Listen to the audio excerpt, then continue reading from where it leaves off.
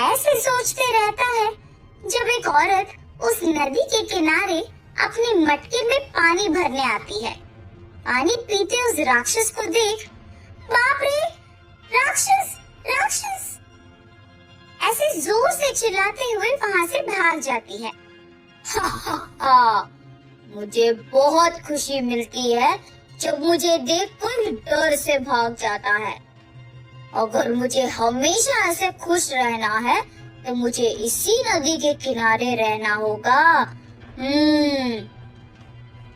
ये सोच के वो राक्षस उस नदी के किनारे मौजूद एक पेड़ के ऊपर जाता है। उस औरत के जोर से चिल्लाने के कारण गांव वाले सारे अपने घरों से बाहर आते हैं। अरे क्या हुआ, क्यों इतने जोर से चिल्ला रही हो? ऐसे पूछने पर जो कुछ भी उसने देखा उसे बताती है। अरे डरो मत, दोपहर के समय को गर्मी में इतनी दूर चल के जाने की वजह से तुम्हें ऐसे लगा होगा, बस ये तेरा वहम है। ऐसे सभी उस घटना को आसानी से लेते हैं और वहां से चले जाते हैं। शाम को 4 औरतें मटके लेके उसी नदी के किनारे पानी भरने बात करते हुए जाते हैं। वो राक्षस उस पेड़ से इन औरतों को आते देख सोचता है, वो औरतें इसी नदी के किनारे आ रहे हैं, उन्हें यहाँ आने के बाद मैं बहुत डराऊंगा। हा हा हा। ऐसे सोचकर उनके वहां आने तक का इंतजार करता है। जब वो नदी के किनारे आके मटके में पानी भरते हैं, तब वो राक्षस नदी में प्रवेश करके उसका चेहरा नदी के बाहर रख देता है। उसे ऐसे रखते हुए देख 4 औरतें जब उस राक्षस के चेहरे को देखते हैं तो किनारे की ओर भाग चलते हैं और अचानक वो राक्षस उन औरतों के सामने आके खड़े होता है। राक्षस का डरावना अवतार देख वो औरतें डर से कांपने लगते हैं। तुम्हारी इतनी हिम्मत कि तुम लोग मेरे नदी से पानी लेने आए? अब से यहाँ अगर कोई पानी भरने आया तो मैं उसे नहीं छोड़ूंगा। ऐसे कह के वो राक्षस गायब हो जाता है। बाप रे, राक्षस राक्षस ऐसे जोर से चिल्लाते हुए वो 4 औरतें गांव की ओर भागते हैं। उन औरतों की चीखें सुन के गांव वाले सारे बाहर आते हैं। अरे क्या हुआ दीदी, क्यों इतने जोर से चिल्ला रहे हो तुम लोग? और तब वो औरतें गांव वालों को सब कुछ बताते हैं। इसका मतलब दोपहर को उस औरत ने सच ही कहा था। हाँ, हमने खुद हमारी आंखों से उस राक्षस को देखा है। वो दिखने में बहुत भयानक था। तो उस नदी के पास वाकई ही भयानक राक्षस है। अब से कोई भी उस तरफ नहीं जाएगा। क्या सच में राक्षस होता है? तुम लोगों की बातें सुनकर मुझे आश्चर्य हो रहा है, पर अगर हमने इन बातों का यकीन माना तो फिर पानी के लिए बहुत कष्ट लेना होगा। इसीलिए हम सब उस नदी के पास जाकर देखेंगे। अगर वहाँ राक्षस नहीं है तो हम हमेशा की तरह उसी नदी से पानी भर सकते हैं। हाँ हाँ सही है, वहाँ जाकर देखेंगे। ये फैसला करके सभी गांव वाले मिलकर नदी की ओर बढ़ते हैं।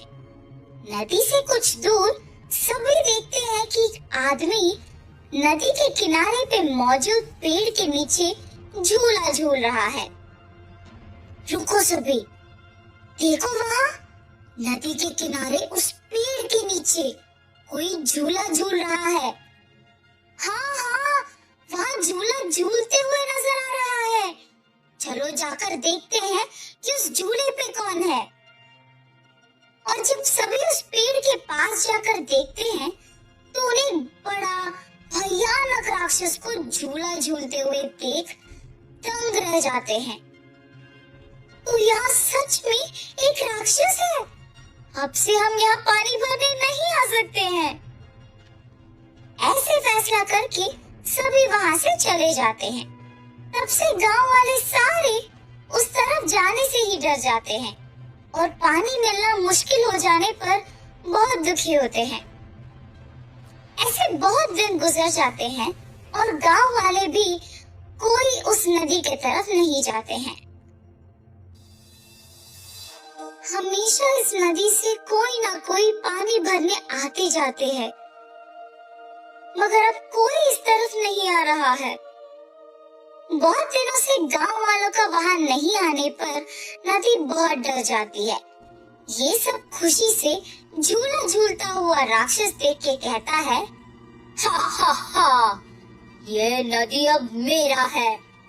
जब तक मैं यहाँ हूँ इस गांव के लोग यहाँ नहीं आएंगे। सिर्फ मैं इस नदी से पानी पी सकता हूँ।